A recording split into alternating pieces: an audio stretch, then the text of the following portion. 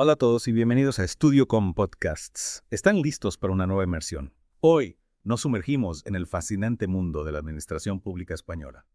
Un tema que puede parecer complejo a primera vista. Es verdad, a veces la ley puede ser un poco densa, pero no te preocupes, vamos a desgranarla paso a paso. Exacto, la idea es hacerla accesible para todos. Nuestro objetivo hoy es comprender a fondo el artículo 5 de la Ley 4000/2015. Esa ley del 1 de octubre, la del régimen jurídico del sector público, ¿verdad? Sí, esa misma. Una ley fundamental para entender cómo funciona la administración. Totalmente, y el artículo 5 en particular nos habla de algo clave, los órganos administrativos. Ahí está. Esos órganos que, aunque no siempre los veamos, están presentes en muchísimos aspectos de nuestra vida diaria. Desde solicitar una beca hasta obtener una licencia de obras, los órganos administrativos toman decisiones que nos afectan a todos. Es verdad, por eso es tan importante entender cómo se crean, cómo se estructuran y cómo funcionan. Exacto.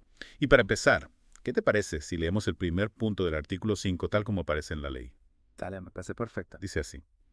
Tendrán la consideración de órganos administrativos las unidades administrativas a las que se les atribuyan funciones que tengan efectos jurídicos frente a terceros o cuya actuación tenga carácter perceptivo. Vaya, un lenguaje bastante técnico, ¿no? Efectos jurídicos frente a terceros son un poco complicados. Sí, es verdad, son un poco a jerga legal. ¿Podrías explicarlo de una forma más sencilla para nuestros oyentes? Claro que sí. Imaginemos por un momento que quieres construir una casa, necesitas una licencia de obras, ¿verdad? Claro, es un trámite indispensable. Pues bien, la oficina que revisa tu solicitud, la que decide si te concede la licencia o no, ese es un órgano administrativo. Ajá, ahora lo entiendo mejor. Porque su decisión, ya sea que te den la licencia o te la nieguen, tiene un efecto legal sobre ti, sobre un tercero, en este caso el solicitante. Es decir, no es una decisión interna sin importancia, sino que tiene consecuencias reales en la vida de las personas. Exactamente. Y eso nos lleva al segundo punto del artículo 5, que dice, corresponde a cada administración pública delimitar, en su respectivo ámbito competencial, las unidades administrativas que configuran los órganos administrativos propios de las especialidades derivadas de su organización. Uf, otra frase que nos deja pensando. Pero si la analizamos con calma, vemos que este punto nos habla de la organización territorial de la administración pública en España. Sí, y de cómo cada nivel de gobierno, ya sea el estatal, el autonómico o el local, tiene la capacidad de organizar sus propios órganos administrativos. O sea que no todos los órganos administrativos dependen del mismo gobierno. Exacto, cada administración, dentro de sus competencias, decide cómo estructurar sus órganos para gestionar mejor sus asuntos. ¿Y eso? ¿Cómo afecta a los ciudadanos? Significa que si vivo en una comunidad autónoma, por ejemplo, me voy a encontrar con una administración diferente a la de otra comunidad. En cierto modo, sí. La forma en que se organizan los órganos administrativos puede variar de una comunidad a otra o incluso de un municipio a otro. Interesante. Es decir, que la experiencia de interactuar con la administración puede ser un poco diferente dependiendo de dónde vivas. Exacto. Por eso es importante conocer bien cómo funciona la administración en tu lugar de residencia. Buen consejo. Y ahora vamos a adentrarnos en el tercer punto del artículo 5, que es un poco más largo. A ver, prepárate. Dice así. La creación de cualquier órgano administrativo exigirá al menos el cumplimiento de los siguientes requisitos. Determinación de su forma de integración en la administración pública, de qué se trate y su dependencia jerárquica. B. Delimitación de sus funciones y competencias. C. Dotación de los créditos necesarios para su puesta en marcha y funcionamiento. Madre mía. Un punto con mucha amiga, ¿eh? Sí, pero si lo vamos desgranando poco a poco no es tan complicado. De acuerdo, empecemos por el principio. El apartado A nos dice que cualquier nuevo órgano administrativo debe integrarse de forma clara en la estructura de la administración pública a la que pertenece. O sea que no puede ser un órgano independiente que funcione por libre, sino que debe estar conectado con el resto de administración. Exacto. Y además, se establece una jerarquía. Es decir, que debe depender de algún otro órgano superior. Para que haya un orden, una cadena de mando, ¿verdad? Sí, y el apartado B nos habla de la delimitación de funciones y competencias. Es decir, que cada órgano debe tener unas tareas específicas y un ámbito de actuación bien definido. Para evitar duplicidades y confusiones, ¿no? Exacto. Cada órgano debe saber exactamente qué le corresponde hacer y dónde puede actuar. Y por último, el apartado C nos recuerda algo fundamental: el dinero. Ah, claro. Sin presupuesto, sin financiación, ningún órgano administrativo puede funcionar. La dotación de los créditos necesarios es esencial para la puesta en marcha y el funcionamiento de cualquier órgano. Sin duda, una cuestión práctica, pero muy importante. Totalmente. Y ahora vamos a analizar el cuarto y último punto del artículo 5 que dice: no podrán crearse nuevos órganos que supongan duplicación de otros ya existentes si al mismo tiempo no se suprime o restringe debidamente la competencia de estos. A este objeto, la creación de un nuevo órgano solo tendrá lugar previa comprobación de que no existe otro en la misma administración pública que desarrolle igual función sobre el mismo territorio y población. Este punto me parece fundamental, ¿Por qué? porque busca evitar la creación de órganos innecesarios, que dupliquen funciones que ya realizan otros órganos. Es decir, que se busca una administración más eficiente que no malgaste recursos. Exacto, y además se establece un mecanismo de control para evitar estas duplicidades. ¿En qué consiste ese mecanismo? Antes de crear un nuevo órgano, se debe comprobar que no existe otro que ya realice la misma función en el mismo ámbito territorial. Una medida lógica para evitar la burocracia y la ineficiencia. Sin duda, un paso importante hacia una administración más moderna y ágil. Ese punto del artículo 5 refleja la voluntad de simplificar la administración, de hacerla más eficiente y cercana al ciudadano. Un objetivo ambicioso pero necesario para que la administración pública esté a la altura de los desafíos del siglo XXI. Totalmente de acuerdo. Ya hemos explorado el artículo 5, que nos describe cómo se estructuran los órganos administrativos. Pero para comprender plenamente la Ley 4000-2015, es crucial entender el marco general que la sustenta. Tienes razón. El artículo 3 nos proporciona esa visión general, definiendo los principios que guían a toda la administración pública. Es como la brújula que orienta la actuación de la administración. Exacto. Empecemos por el primer punto del artículo 3, que establece: las administraciones públicas sirven con objetividad los intereses generales y actúan de acuerdo con los principios de eficacia, jerarquía, descentralización, desconcentración y coordinación, con sometimiento pleno a la Constitución, a la ley y al derecho. Un recordatorio contundente de que la administración pública no es un ente aislado, sino que está al servicio de los ciudadanos y bajo el imperio de la ley. Exactamente. Y no se limita a estos principios básicos. El artículo 3 continúa enumerando otros principios clave para el funcionamiento diario de la administración. ¿Podrías contarnos un poco más sobre estos principios adicionales? Me intriga saber qué más se espera de la administración pública en España. Claro que sí. El artículo 3 dice: deberán respetar en su actuación y relaciones los siguientes principios. A. Servicio efectivo a los ciudadanos. B. Simplicidad, claridad y proximidad a los ciudadanos. C. Participación, objetividad y transparencia de la actuación administrativa. D. Racionalización y agilidad de los procedimientos administrativos y de las actividades materiales de gestión. Buena fe, confianza legítima y lealtad institucional.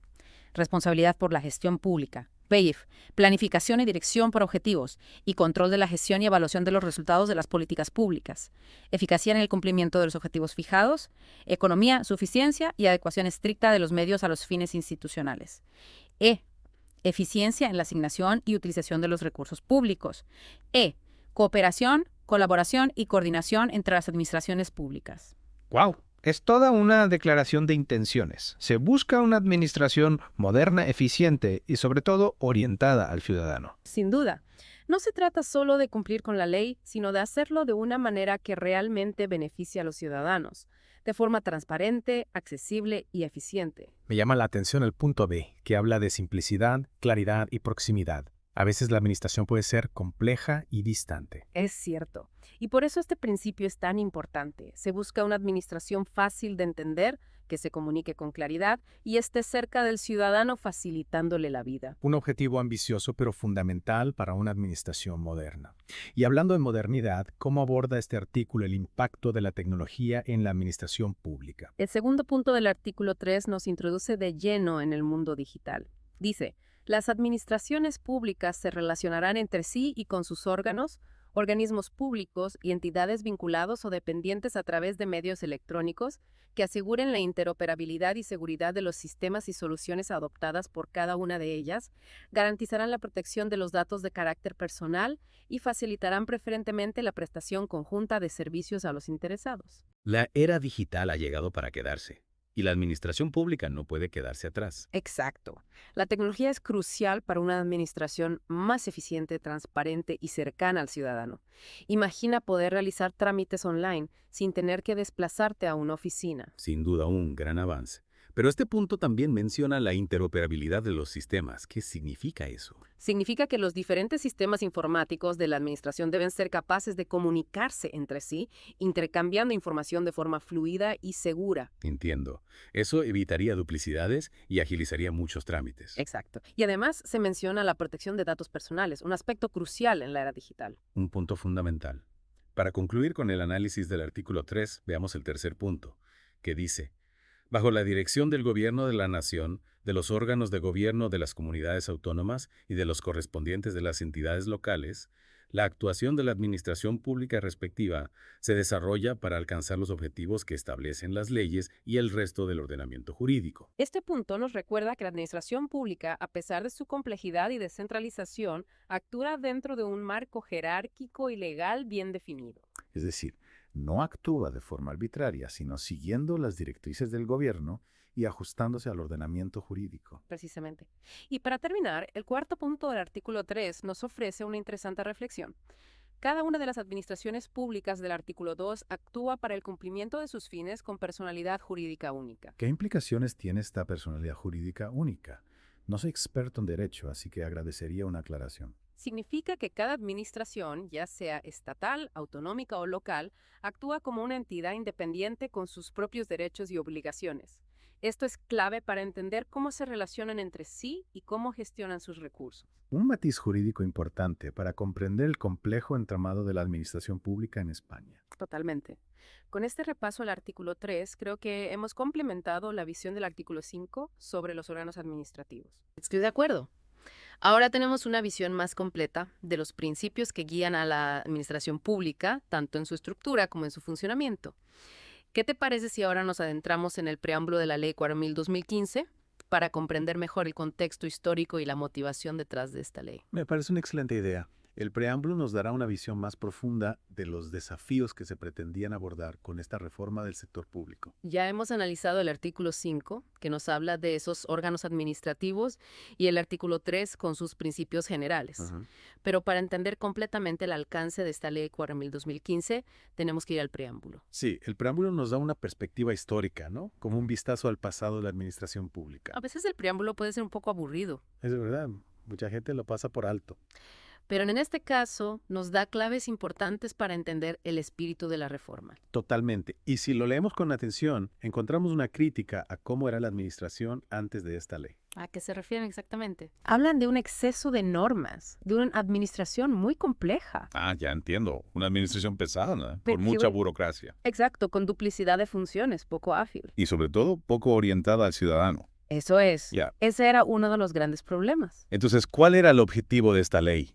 ¿Qué querían cambiar? El preámbulo lo dice claramente. Buscaban simplificar la administración, hacerla más eficiente. Eliminar duplicidades, crear una administración más ágil, más cercana al ciudadano. Exacto, un cambio de enfoque muy importante. No se trata solo de cambiar las leyes, sino de transformar la forma de entender la administración. Totalmente. Y esta transformación se basa en principios como la transparencia, la rendición de cuentas, la participación ciudadana. Y, por supuesto, el uso de las nuevas tecnologías. Esos principios que ya vimos en los artículos 3 y 5. El preámbulo nos ayuda a conectar los puntos, ¿no? Sí, a entender que esta ley no surge de la nada, es parte de un proceso de modernización. Un proceso que, como todo cambio, tiene sus dificultades. Adaptar una estructura tan compleja como la administración pública no es fácil. Pero el preámbulo nos transmite esa idea de que el cambio es necesario. Sí, es un llamado a la reflexión sobre el papel de la administración. ¿Cómo podemos hacer que sea más eficiente, más justa? ¿Cómo podemos mejorarla para que sirva mejor a los ciudadanos? Esas son las preguntas que nos debemos hacer.